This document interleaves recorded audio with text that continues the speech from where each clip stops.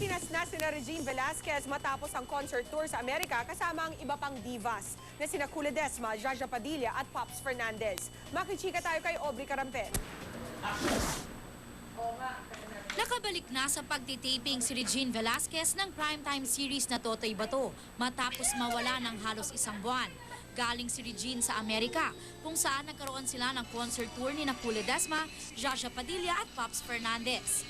Agad sinagot ni Regine ang mga negatibong nasulat tungkol sa kanilang concert. Normal naman yung pag may tour, normal naman yun. Lahat naman ng ginagawa naming tour. Meron talagang konting mga, yung mga, mga konting aberya. But mostly it was a good tour. It was fun. It was just really tiring.